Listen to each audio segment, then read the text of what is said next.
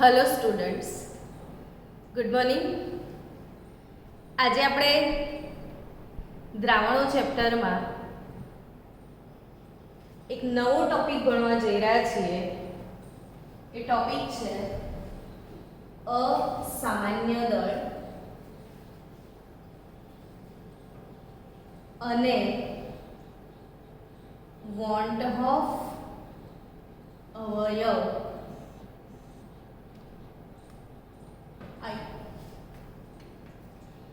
આજનો કયો ટોપિક છે? અસામાન્ય દળ. હવે અસામાન્ય આણ્વીય દળ એટલે શું? અસામાન્ય દળ પણ કયું દળ? અસામાન્ય આણ્વીય દળ. અસામાન્ય આણ્વીય દળનો અર્થ છે, હમણાં સુધી આપણે જે સંખ્યાત્મક ગુણધર્મો ભણી ગયા, કયા કયા સંખ્યાત્મક ગુણધર્મો ભણ્યા એનું લિસ્ટ બનાવીએ. તો પહેલો સંખ્યાત્મક ગુણધર્મ તમે ભણ્યા હતા રાઉલ્ટનો નિયમ બાષ્પ દબાણ માટે, ને રાઉલ્ટના નિયમમાં ભણ્યા હતા P0 P1 upon P0 is equal to દ્રાવ્યના મોલ અંશ x2. ને આ દ્રાવ્યના મોલ અંશ x2 માટે આપણે લખ્યું હતું N2 upon N1, અને N2 upon N1 માટે કહી શકાય કે વજન છેદમાં આણ્વીય દળ એટલે W2/M2, ને N1 માટે W1 upon M1.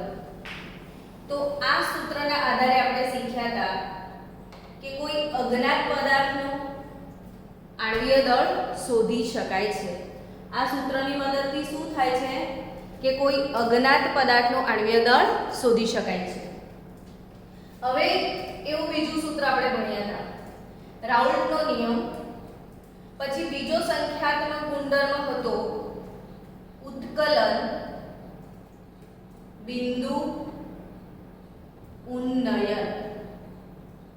ને ઉત્કલન બિંદુ ઉન્નયન એટલે delta TB is equal to IMKB. અને અહીંયા આપણે I મૂકવાનો નથી, MKB. જ્યાં M શું હતું? મોલારિટી. ને મોલારિટી માટે શું લખતા હતા? તો 1000 W2 upon M2 W1. તો અહીંથી પણ અજ્ઞાત પદાર્થનો આણ્વીય દળ શોધી શકાય છે. તો આ અજ્ઞાત પદાર્થનો આણ્વીય દળ M2 P0 P ઉત્કલન બિંદુ ઉન્નયન delta TB 1000 W2 KB upon M2 W1 એટલે અહીંથી પણ અજ્ઞાત પદાર્થનો આણ્વીય દળ M2 શોધી શકાય છે. હવે ત્રીજો સંખ્યાત્મક ગુણધર્મ ભણ્યા હતા ઠાર બિંદુ અવનયન.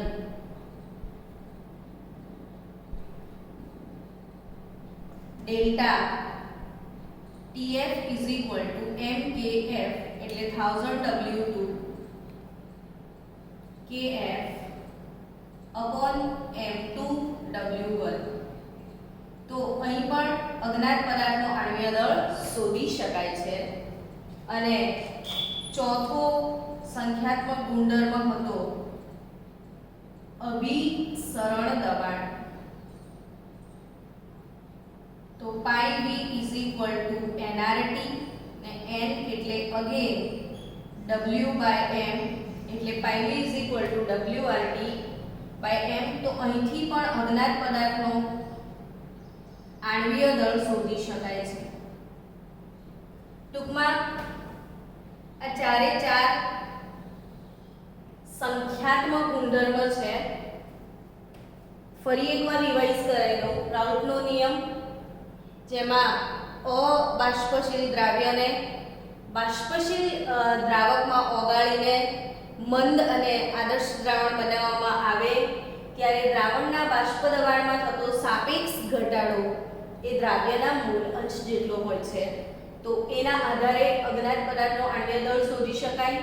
ઉત્કલન બિંદુ ઉન્નયનના આધારે શોધી શકાય છે. ઠાર બિંદુ અવનયનના આધારે શોધી શકાય છે અને અભિસરણ દબાણ, આમ 4 સંખ્યાત્મક ગુણધર્મો આપણને શું મદદ કરે છે કે ભાઈ કોઈ અજ્ઞાત પદાર્થ છે, હમણાં જ લેબોરેટરીમાં આપણે રિસર્ચ કરતા હતા અને નવો પદાર્થ ઉત્પન્ન થયો જેને જાણતા નથી, એનું આણ્વીય દળ શોધવાની ઈચ્છા છે.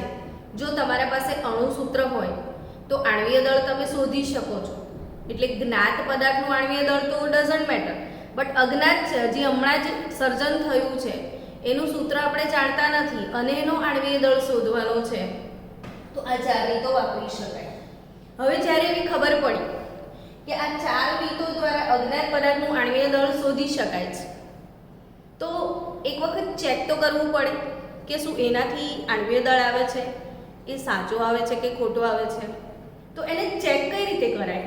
તો કે ચેક કરવા માટે કોઈ જ્ઞાત પદાર્થ પહેલાં લેવું પડે. જેમ કે મને ખબર છે કે મીઠું છે NaCl, હવે એનો આણ્વીય દળ બધાને ખબર છે કે 58.5 છે, તો આપણે હમણાં એને અજ્ઞાત સમજી લઈએ, આપણે જાણતા નથી 58.5, અને આપણે આ રીતો દ્વારા એનો આણ્વીય દળ શોધવાનો પ્રયત્ન કરીએ અને 58.5 ના આવે અને કંઈક વિચિત્ર જવાબ આવે, ત્યારે આવા સંજોગોમાં આ ગુણધર્મોનો ઉપયોગ કરીને જે આણ્વીય દળ આપણે શોધ્યો એ અસામાન્ય કહેવાય, ખોટો કહેવાય. એવી જ રીતે ઘણા બધા જ્ઞાત પદાર્થો જે હતા એ જ્ઞાત પદાર્થોના આણ્વીય દળ આપણે જાણતા હતા, એવા પદાર્થોનો માટે આણ્વીય દળ આ ગુણધર્મોનો ઉપયોગ કરીને શોધવામાં આવ્યા. તો જ્ઞાત પદાર્થના આણ્વીય દળ આપણને ખબર જ હતા, પણ આ ગુણધર્મો પરથી જે શોધવામાં આવ્યા એના પ્રાયોગિક પરિણામો સૈદ્ધાંતિક પરિણામો કરતાં જુદા નીકળ્યા. અર્થાત કે ધાર્યા કરતાં કોઈ વિપરીત પરિણામ આવ્યું, તો એને ખોટો છે, અણુભાર એવું ના કહેવાય, પણ એના માટે શું શબ્દ વાપર્યો? અસામાન્ય આણ્વીય દળ. એટલે ટૂંકમાં એવું કહી શકાય, એક લાઈનમાં યાદ રાખવું હોય તો, કે અસામાન્ય આણ્વીય દળ એટલે શું? તો કે જ્યારે કેટલાક જ્ઞાત પદાર્થોના આણ્વીય દળ સંખ્યાત્મક ગુણધર્મોનો ઉપયોગ કરીને શોધવામાં આવ્યા, ત્યારે ધાર્યા કરતાં કંઈક અલગ પરિણામો મળ્યા, પ્રાયોગિક પરિણામો સૈદ્ધાંતિક પરિણામો કરતાં જુદા હતા. આ પરિણામોને આપણે અસામાન્ય આણ્વીય દળ કહીએ છીએ. હવે તમને ક્વેશ્ચન અરાઇઝ થશે, તો શું મેડમ આ બધી રીતો ખોટી કહેવાય? સાચી નથી આ રીતો? તો હા, ખોટી નથી રીતો, પણ આ પરિણામો જુદા આવવાનું કારણ શું હતું? તો કે કારણ એવું હતું કે આ જે રાઉલ્ટનો નિયમ છે અને આ જેટલા પણ દ્રાવણો છે, રાઉલ્ટનો નિયમ કોના માટે છે? તો કે આદર્શ દ્રાવણો માટે છે. આપણે આદર્શ દ્રાવણોની સંકલ્પના પણ ભણ્યા, એમાં આપણે ચોખ્ખે ચોખ્ખું ભણ્યા હતા કે આદર્શ દ્રાવણ કોને કહેવાય? તો કે જે રાઉલ્ટના નિયમનું પાલન કરે. આદર્શ દ્રાવણ કોને કહેવાય? તો કે જેમાં સુયોજન ના થવું જોઈએ, વિયોજન પણ ના થવું જોઈએ. અર્થાત કે દ્રાવ્ય જ્યારે દ્રાવકમાં ઓગાળવામાં આવે છે ત્યારે એ દ્રાવણ બને છે, એમાં સુયોજન કે વિયોજનની ઘટના ન થયેલી હોવી જોઈએ, તો જ એને શું કહેવાય? આદર્શ દ્રાવણ. હવે આપણે બીજી વાત કરીએ કે સુયોજન વિયોજન એક બે ઉદાહરણ દ્વારા સમજીએ. ધારો કે NaCl છે, આ NaCl ને જ્યારે પાણીમાં ઓગાળવામાં આવે છે ત્યારે એનું 2 કણમાં વિયોજન થઈ જાય છે. તો આ ઘટનાને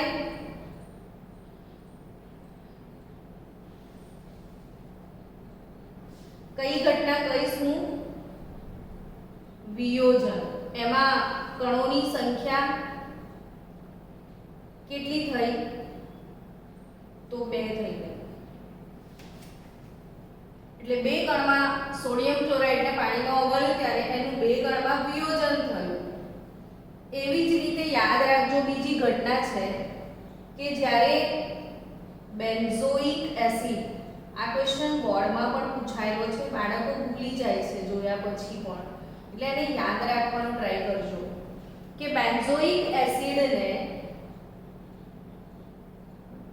કેરોસીનમાં ઓગાળવામાં આવે અહીંયા મેં ઉદાહરણ તમને બેન્ઝોઇક એસિડનું આપ્યું છે, પણ કોઈ પણ કાર્બોક્સિલિક એસિડ આપે તો તમારે સમજી જવાનું, જેમ કે તમને એસિટિક એસિડ આપે, ફોર્મિક એસિડ આપે, કોઈ બી કાર્બોક્સિલિક એસિડ આપી શકે. મેં ઉદાહરણ શેનું લીધું છે? Benzoic acid.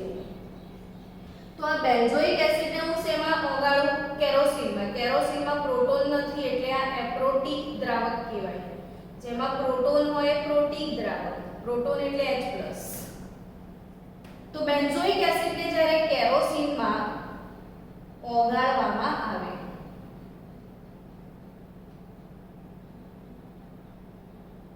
ત્યારે કેવી ઘટના બને છે કે આ બેન્ઝોઇક એસિડ, સૂત્ર યાદ છે ને બધાને? બેન્ઝીનની રિંગ પર COOH એટલે બેન્ઝોઇક એસિડ. આનો આણ્વીય દળ છે 122. અને બીજી રીતે લખીએ તો C6H5. આ ફિનાઇલની રિંગ માટે શું લખાય? C6H5 લખાય અને COOH આને કહેવાય. તો આ જે છે એ C6H5 single bond C, double bond O અને H. આ બેન્ઝોઇક એસિડનો એક અણુ છે. બેન્ઝોઇક એસિડના C6H5 એનો બીજો જે અણુ છે એ એનાથી ક્રોસ ગોઠવાય છે અને આ બંને અણુ વચ્ચે હાઇડ્રોજન બંધ રચાય છે. હવે અહીંયા બે અણુ ભેગા થઈ ગયા છે. આ ઘટનાને શું કહેવાય છે? સુયોજન. અહીં આ ઘટના શું છે? વિયોજન. આ ઘટના શું છે? સુયોજન. એટલે અહીંયા દ્રાવ્ય કણોનું વિયોજન થાય છે, અહીંયા દ્રાવ્યના કણોનું સુયોજન થાય છે. તો જ્યારે વિયોજન કે સુયોજનની ઘટના બને છે તો એ આદર્શ દ્રાવણ હોતું નથી. અને આ નિયમો કોના માટે બન્યા છે? આદર્શ દ્રાવણો માટે બન્યા છે. એટલે જ ધાર્યા કરતા વિપરીત પરિણામ આવે છે. એટલે હવે આ સુયોજન છે. અહીંયા કેટલા અણુ ભેગા થયા છે? તો કે બે અણુ ભેગા થયા છે. બે કણો એસોસિએટ થયા છે. તો તમને ખ્યાલ છે કે જ્યારે ઘણા બધા કણો ભેગા થાય, n કણો, એને આપણે પોલી કહીએ. બહુ બધા એટલે પોલી. અણુ એટલે મર. અણુ માટે કયો શબ્દ છે? MER, મર. ને બહુ બધા અણુઓ એટલે પોલીમર. એમ અહીંયા કેટલા અણુ ભેગા થયા છે? બે. બેને ડાઈ કહીએ, અણુને મર કહીએ તો આને ડાયમર કહેવાય. શું કહેવાય? આને ડાયમર. તો આમાં બે કણોનું વિયોજન થયું છે. હવે આપણે વિચારો કે બેન્ઝોઇક એસિડ એનું કેરોસીનમાં ઓગાળીને દ્રાવણ બનાવવામાં આવે, પછી આ દ્રાવણ માટે આ સંખ્યાત્મક ગુણધર્મો વાપરીએ અને એનો આણ્વીય દળ શોધીએ તો એક્ચ્યુઅલી એ તો ડાયમર બની ગયો છે. એટલે આનો આણ્વીય દળ ખરેખર આવશે શું? 122 + 122. આનો કુલ આણ્વીય દળ આવશે 244. એટલે આપણો સૈદ્ધાંતિક આણ્વીય દળ શું છે? અહીંયા સૈદ્ધાંતિક આણ્વીય દળ 122 છે. પણ ખરેખર આ ગુણધર્મોનો ઉપયોગ કરી ને એનો આણ્વીય દળ શોધવાની કોશિશ આપણે કરીશું તો 122 + 122 કેટલો નીકળશે? 244 નીકળશે. તો અહીંયા ડબલ આવ્યો કારણ કે એને ડાયમર બનાવ્યો. અહીંયા શું થયું? આ કઈ ઘટના છે? સુયોજન છે. એટલે ધાર્યા કરતા અલગ પરિણામ આવે છે. અહીં વિચારો કે અહીં મીઠું જેનો આણ્વીય દળ 58.5 છે, પણ જ્યારે એને પાણીમાં ઓગાળીને દ્રાવણ બનાવ્યું તો એનું વિયોજન બે કણમાં થઈ ગયું.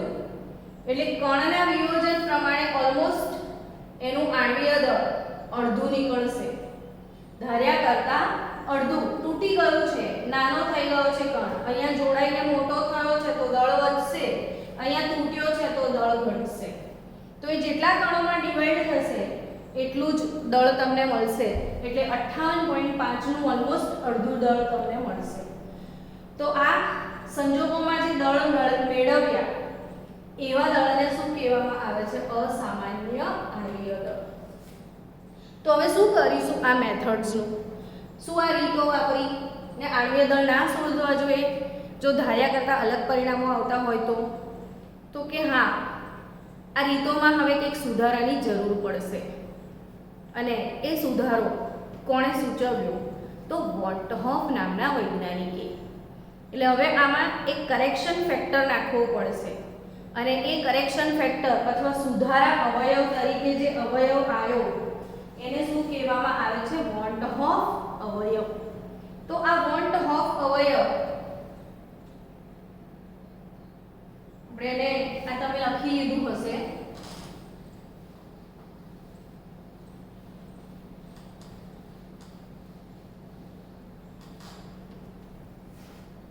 વોલ્ટહોફ અવયવ I અને આ I કઈ રીતે શોધવાનું? તો I શોધવા માટેનું સૂત્ર I એટલે શું બાળકો? વોલ્ટહોફ અવયવ. ભૂલી ના જતા, આ બધા એટલા બધા અગત્યના ટોપિક છે બોર્ડ અને નીટ માટે કે જેની કોઈ લિમિટેશન નથી. આખું જે નીટ લેવલે, ગુજકેટ લેવલે કે બોર્ડ લેવલે જે પણ કન્સેપ્ચ્યુઅલ ક્વેશ્ચન આવશે દ્રાવણો ચેપ્ટરમાંથી તો એ મોસ્ટ ઓફ કોલિગેટિવ પ્રોપર્ટીના જ હશે. અર્થાત સંખ્યાત્મક ગુણધર્મોવાળા જ મોટાભાગના પ્રશ્નો આ ચેપ્ટરમાંથી આવશે. અને જો સમજી ગયા છો તમે દરેક થિયરી તો એનાથી સહેલા કોઈ પ્રશ્નો પણ નથી. કોઈ જ ટફ નથી આમાં કશું બી. પણ ના સમજ પડે તો વારે વારે તમે વિડીયો જુઓ, એને રિવાઇઝ કરો જેથી કરીને તમારા કન્સેપ્ટ ક્લિયર થઈ જાય.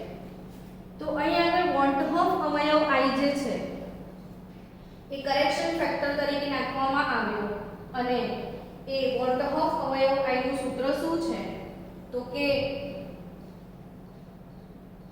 સામાન્ય દળ અપોન અસામાન્ય દળ.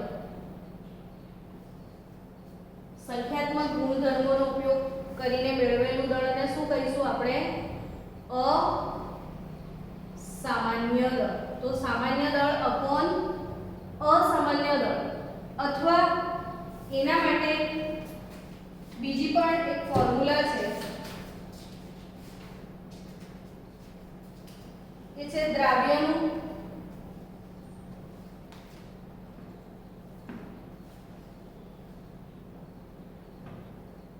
સૈદ્ધાંતિક દળ અપોન દ્રાવ્યનું પ્રાયોગિક દળ. અથવા એવું કહી શકાય કે સંખ્યાત્મક ગુણધર્મોનો ઉપયોગ કરીને સંખ્યાત્મક ગુણધર્મોનું પ્રાયોગિક મૂલ્ય આમાં છે તો અવલોકિત સંખ્યાત્મક ગુણધર્મ, અવલોકિત સંખ્યાત્મક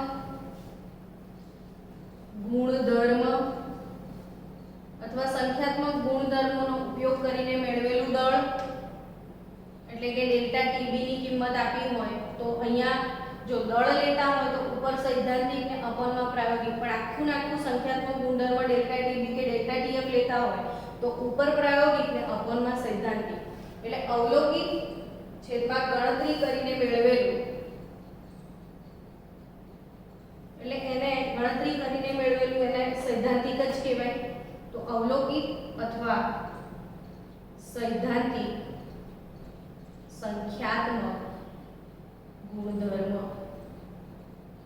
ટૂંકમાં અભિસરણ દબાણ તમે મેળવ્યું છે તો અવલોકિત પ્રાયોગિક રીતે આ સૂત્ર વાપરીને જે અભિસરણ દબાણ લાયા હોય એ અભિસરણ દબાણની કિંમત અને સૈદ્ધાંતિક અભિસરણ દબાણ તો આ બંનેનો ભાગાકાર કરો તો પણ તમને I મળી શકે. અથવા એનું સૈદ્ધાંતિક દળ છેદમાં પ્રાયોગિક દળ, જેમ કે આપણે બેન્ઝોઇક એસિડની વાત કરી હતી હમણાં, તો બેન્ઝોઇક એસિડનું સૈદ્ધાંતિક દળ કેટલું હતું?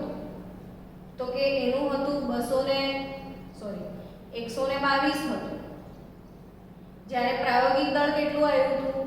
તો કે 244 આવ્યું હતું. તો આનો અર્થ શું થયો કે આનો આન્સર 1/2 આવશે એટલે 0.5 આવ્યો. એવી રીતે જો NaCl માટે લઈએ તો NaCl માટે શું હતું? સૈદ્ધાંતિક દળ ફોર NaCl ની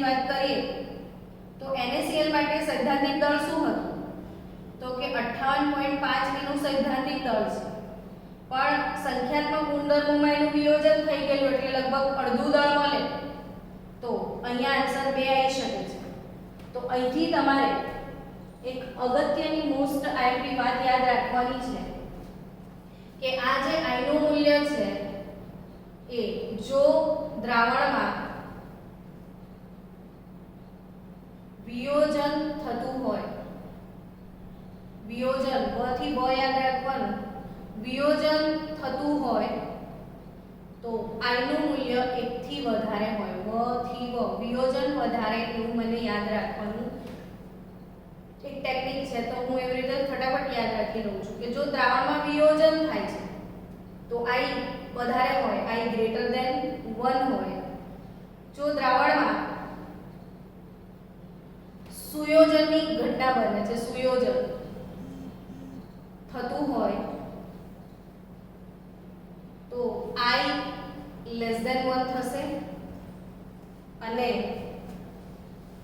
જો આદર્શ દ્રાવણ હોય, આદર્શ દ્રાવણ હોય તો I બરાબર 1 થાય.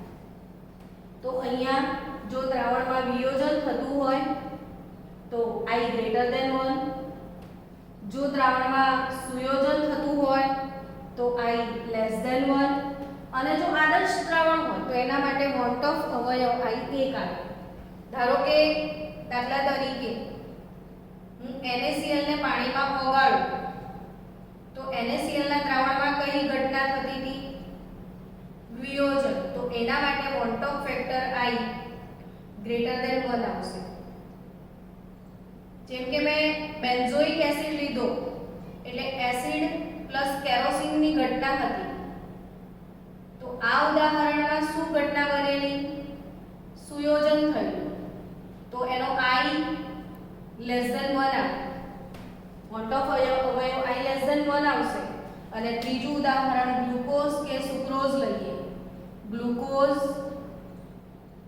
સુક્રોઝ, યુરિયા, આ પદાર્થો કેવા છે આ યાદ રાખજો. આ ગ્લુકોઝ, સુક્રોઝ અને યુરિયા આ લોકોનું દ્રાવણમાં સુયોજન થાય છે ને વિયોજન થાય છે, એ કણો સ્વરૂપે જ હાજર હોય છે એટલે એનો I એક જ નીકળશે. આ એક કણ તરીકે અસ્તિત્વ ધરાવે ગ્લુકોઝ, સુક્રોઝ અને યુરિયા, તો એનો I વોન્ટ ઓફ અવયવ I 1 હશે. એટલે અહીંયા બોર્ડમાં પ્રશ્ન પૂછાઈ શકે કે ગ્લુકોઝના દ્રાવણ માટે વોન્ટ ઓફ અવયવનું મૂલ્ય કેટલું? તો કે ગ્લુકોઝ, સુક્રોઝ, યુરિયા એટલે વોન્ટ ઓફ અવયવ I જે સૈદ્ધાંતિક હશે એ જ એમનો પ્રાયોગિક દળ આવશે, કારણ કે ન સુયોજન થાય છે ન વિયોજન થાય છે. તો અહીંયા વોન્ટ ઓફ અવયવ I અને અસામાન્ય દળ આ બંને ટોપિક 100% ક્લિયર થઈ ગયા હશે. વારંવાર આનું રિવિઝન કરજો. એટલે હવે આ જેટલા પણ સંખ્યાત્મક ગુણધર્મ છે એમાં જે ક્ષતિ હતી એનું નિવારણ થયું, અને હવે આ તમામ સંખ્યાત્મક ગુણધર્મને સુધારા અવયવો સાથે કઈ રીતે લખવાનું છે એ જુઓ. તો પહેલું રાઉલ્ટનો નિયમ P0 minus P1 upon P0 is equal to I into x2 આ રીતે લખવાનો છે. એટલે અહીં આગળ જે દ્રાવ્યના મોલંશ મળે છે એ દ્રાવ્યના મોલંશને વોન્ટ ઓફ અવયવ I વડે ગુણાકાર કરી દેવાનો. બીજું છે ડેલ્ટા TB. તો આપણે IM/KB સૂત્ર વાપરવાનું રહેશે. તો ડેલ્ટા TB બરાબર શું થશે? IM/KB. ત્રીજું છે delta TF is equal to શું? તો IM/KF સૂત્ર વાપરીશું. તો delta TB IM/KB, delta TF IM/KF, અને ચોથું સૂત્ર છે અભિસરણ દબાણ πV is equal to INRT. πV is equal to INRT. તો આ જ્યારે ચાર સૂત્રોમાં કઈ રીતે I ઇન્ટ્રોડ્યુસ કરાય એ શીખી લો. જ્યાં I શું છે તો વોટ ઓફ અવયવ છે અને જનરલી આ વોટ ઓફ અવયવ જે I છે એ કણોની સંખ્યા બરાબર હોય છે. શેના બરાબર હોય છે? કણોની સંખ્યા બરાબર. હવે આપણે આ ચારે સૂત્રો લખ્યા પછી વોટ ઓફ અવયવ I આધારિત એક બે દાખલા ગણીશું અને વોટ ઓફ અવયવ I નો રિલેશન સુયોજન ને વિયોજન સાથે કઈ રીતે લઈ શકાય એ સમજીએ. હવે તો વિયોજન અંશ અને સુયોજન અંશ એને ડિસ્કસ કરીશું. વિયોજન અંશ અને શું? સુયોજન અંશ. તો વિયોજન અંશ શું છે? આલ્ફા ને સુયોજન અંશ શું છે? તો આપણે એને x કહીએ છીએ. હવે આ જે વિયોજન અંશનો અર્થ શું થાય? તો કે મીઠું છે એ હું પાણીમાં નાખીશ તો તમને ખ્યાલ છે કે ઓલમોસ્ટ 100% ઓગળી જાય છે. મીઠું પાણીમાં 100% ઓગળી જાય છે. અર્થાત કે એનું વિયોજન અંશ શું? તો કે 100%. કેટલા ટકા આયનીકરણ થયું પાણીમાં? 100% ઓગળી ગયું એટલે એનો આયનીકરણ 100% થાય છે એવું કહેવાય. પણ ધારો કે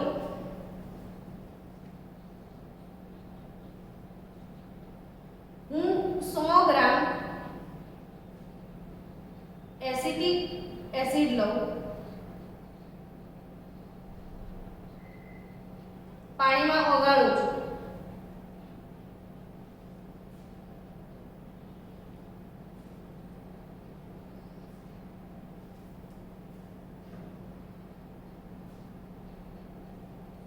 બે ગ્રામ ઓગળે. મેં કેટલો નાખ્યો છે? 100 ગ્રામ. 100 ગ્રામ એસિટિક એસિડને પાણીમાં ઓગાળ્યો ખરો મેં, પણ ઓગાળ્યો કેટલો? ફક્ત 2 જ ગ્રામ ઓગાળ્યો છે.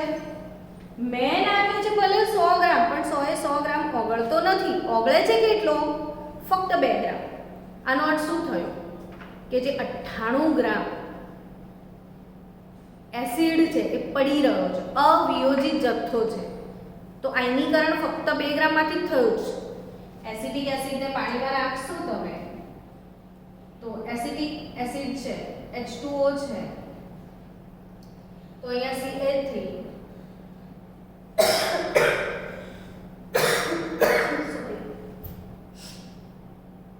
Plus H3O plus. આ ઘટનાને આપણે આયનીકરણ કહીશું. તો આનું જે આયનીકરણ થયું એ ફક્ત 2% કહેવાય. કેટલા ટકા આયનીકરણ થયું? અહીંયા આયનીકરણ 100 એ 2 જ થયું. 100 ગ્રામમાં ફક્ત 2 ગ્રામ ઓગળે એટલે આયનીકરણ કેટલા ટકા થયું કહેવાય? 2%. અને આયનીકરણ અંશ પૂછે છે, અંશ. તો 2/100 એટલે 0.02 આયનીકરણ અંશ કહેવાય. તો અહીં આયનીકરણ 100 ગ્રામ એસિટિક એસિડ નાખ્યો છે, ફક્ત 2 ગ્રામ જ ઓગળે છે. તો 2 ગ્રામ એસિટિક એસિડના જ અહીંયા તમને આયનો અવેલેબલ થશે. 98 ગ્રામ જથ્થો તો અહીંયા અવિયોજિત જ પડી રહ્યો છે એટલે એનું આયનીકરણ ફક્ત કેટલા ટકા થયું બાળકો? 2% આયનીકરણ થયું, વધારે આયનીકરણ થયું નથી. તો આયનીકરણ અંશ પૂછે, અંશ. તો 2/100 એટલે 0.02%. તો આ આયનીકરણ અંશને સિમ્બોલ આપેલો છે આપણે આલ્ફા. તો આયનીકરણ અંશ અથવા વિયોજન અંશ આલ્ફા એને I સાથે શું સંબંધ છે? તો વોટ ઓફ અવયવ I નું સૂત્ર છે 1 - આલ્ફા અપોન n - 1. ભૂલ્યા વગર આ સૂત્ર યાદ રાખજો કે આયનીકરણ અંશ આલ્ફાને વોટ ઓફ અવયવ I સાથે કયો સંબંધ છે? તો 1 - I - 1. મેં થોડુંક ગડબડ કર્યું છે. આયનીકરણ અંશ આલ્ફા બરાબર I - 1 અપોન n - 1. કયું ફોર્મ્યુલા છે? I - 1 અપોન n - 1, જ્યાં I શું છે? તો વોટ ઓફ અવયવ. I શું છે? વોન્ટ ઓફ અવયવ. n શું છે? તો કણોની સંખ્યા. અહીંયા એસિટિક એસિડ છે તો એમાં બે કણ નીકળશે, એક એસિટેટ આયન અને બીજો H+. તો આમાં કણોની સંખ્યા બે છે તો કણોની સંખ્યાને n કહીશું. વોન્ટ ઓફ અવયવ I છે ને I-1/n-1 ફોર્મ્યુલા યુઝ કરશો તો તમને આયનીકરણ અંશ આલ્ફા મળી શકે છે. હવે એ જ રીતે સુયોજન અંશ. સુયોજન અંશની આપણે ડિસ્કસ કરીશું. તો સુયોજન એટલે શું? તો હમણાં જ આપણે ભણ્યા હતા એક ઘટના કે બેન્ઝોઇક એસિડને શેમાં ઓગાળો છો તમે? કેરોસીનમાં. તો ડાઈમર બને છે એ સુયોજનની ઘટના હતી. તો સુયોજન પણ તમે બેન્ઝોઇક એસિડ કેરોસીનમાં ઓગાળશો તો જેટલો જથ્થો તમે ઉમેર્યો છે એ બધો સુયોજન પામશે એવું જરૂરી નથી. અમુક જથ્થો દ્રાવણમાં સુયોજન પામ્યા વગરનો પડી રહેશે. તો જેટલું સુયોજન થયું એ ઘટનાને શું કહેવાય? એ આંકને શું કહેવાય? સુયોજન અંશ. અને આ સુયોજન અંશને આપણે x કહીએ છીએ. તો x કયા ફોર્મ્યુલાથી મળશે? તો સુયોજન અંશ x માટેનો ફોર્મ્યુલા છે 1 - I n/n-1. NCERTની ટેક્સ્ટબુકમાં આ બંને શોર્ટકટ ફોર્મ્યુલા આપી નથી. પણ આ બંને શોર્ટકટ ફોર્મ્યુલા જો તમારા પાસે અવેલેબલ હોય, બંને શોર્ટ ફોર્મ્યુલા જો તમારા પાસે અવેલેબલ હોય તો સમય બચાવી શકાય નીટમાં અને દરેક MCQ તમે ફાસ્ટ સોલ્વ કરી શકશો. હવે એક્ચ્યુઅલી આ I આલ્ફા જે છે I-1/n-1 આ શોર્ટકટ સીધું ફોર્મ્યુલામાં આપી દીધું છે. આ સુયોજન અંશ 1 - I n/n-1 જ્યાં n કણોની સંખ્યા છે, I વોન્ટ ઓફ અવયવ છે. પણ આ જ ફોર્મ્યુલા જો તમે લોંગ ફોર્મ્યુલાની ટેક્સ્ટબુકમાં સમજાવ્યું છે. ધારો કે આપણે કોઈ એક ઉદાહરણ લઈએ, બેરિયમ કાર્બોનેટ યા તો FeCl3 લઈએ. ચલો, FeCl3 દ્રાવણમાં વિયોજન પામશે તો Fe+3 3Cl- તરીકે વિયોજન પામશે. હવે આ જ દ્રાવણની શરૂઆતની સાંદ્રતા એટલે શરૂઆતની મોલ સંખ્યા લઈએ આપણે તો ધારો કે આ 1 મોલ છે દ્રાવણમાં. હવે શરૂઆતમાં આ 1 મોલ લીધું છે, હજી ઓગળ્યું નથી ત્યાં સુધી અહીંયા કશું હશે નહીં. જસ્ટ આપણે હજી તો 1 મોલ FeCl3 લીધું છે. હવે તમે એને પાણીમાં ઓગાળશો એટલે એનું વપરાયેલ સાંદ્રતા એટલે એનું આયનીકરણ થશે. પાણીમાં ઓગળશે એટલે શું થશે? આયનીકરણ. અને આ આયનીકરણ અંશને આપણે આલ્ફા કહીએ. તો આયનીકરણ આલ્ફા. તો હવે આ કેટલું ઓગળ્યું આપણને ખબર નથી. મેં તો નાખ્યું હતું 1 મોલ, પણ કેટલા મોલ ઓગળ્યું એ મને ખબર નથી. તો કેટલા મોલ ઓગળ્યું એને ધારો કે આપણે આલ્ફા કહીએ. તો હું અહીંયા લખી દઈશ આલ્ફા. તો અહીંયા કેટલું બનશે? તો કે આ 1 મોલ માંથી 1 મોલ એટલે આલ્ફા હશે તો આલ્ફા વપરાશે. આ આલ્ફા તૂટશે તો આલ્ફા મોલ જ મળશે. ને આ કેટલું મળશે? તો 3 આલ્ફા જેટલું મળશે. કેમ કે આ 1 મોલ માંથી 3 મોલ કણો ઉત્પન્ન થાય છે. 1 મોલ FeCl3 કેટલા મોલ કણો આપે છે? 3 મોલ કણો આપે છે. 1 મોલ FeCl3 1 મોલ જ Fe+3 આપે છે. એટલે આ આલ્ફા ને આ 3 આલ્ફા થશે. માટે અંતિમ અથવા બાકી રહેલી મોલ, અંતિમ મોલ કેટલા હશે? તો કે 1 - આલ્ફા હશે. આ કેટલા હશે? આલ્ફા. આ કેટલા હશે? 3 આલ્ફા. તો અહીંયા આગળ કુલ મોલ સંખ્યા જેને કહી શકાય એ 1 - alpha plus alpha plus 3 alpha કુલ કણો I ગણાશે. તો વિચારો કે આ જતું રહ્યું તો આન્સર શું આવ્યો તમારો? 1 + 3 આલ્ફા બરાબર I. તો I બરાબર શું મળ્યું તમને? 1 + 3 આલ્ફા થયું. તો એ જ વસ્તુ હવે આ જે આટલી લોંગ ફોર્મ્યુલાથી તમે લાયા કે આલ્ફા બરાબર શું? તો કે આલ્ફા બરાબર શું મળશે તો કે i - 1 upon 3 મળશે. આલ્ફાની સંખ્યા શું મળી તમને આલ્ફા i - 1 upon 3 મળ્યું. એ જ વસ્તુ આ શોર્ટકટ ફોર્મ્યુલા એપ્લાય કરો FeCl3 માટે આલ્ફા લાવો સીધું તો i - 1 upon n શું છે તો કણોની સંખ્યા તો FeCl3 માં 3 + 1 4 કણ થશે -1 તો અલ્ટીમેટલી i - 1/3 તમારો આન્સર આવી જાય છે. એટલે અહીં આગળ સમજવા જેવું છે કે આટલી લોંગ પ્રોસેસ જે છે એ ફોલો નથી કરવી તમારે તો સીધો ફોર્મ્યુલા યાદ રાખો i - 1 upon n - 1 જે NCERT માં નથી એને આ મેથડ ફોલો કરી છે. એટલે આપણે આ મેથોડોલોજી ફોલો કરવા કરતા સીધું આ ફોર્મ્યુલા એપ્લાય કરશું તો આપણે સીધા ડાયરેક્ટ આન્સર આવી જશે. તો મેં તમને આ ફોર્મ્યુલાનો ડેરિવેશન પણ બતાવી દીધો કે કઈ રીતે ફોર્મ્યુલા આવી છે. આ ફોર્મ્યુલા અહીંથી જ શોર્ટકટમાં આવી છે.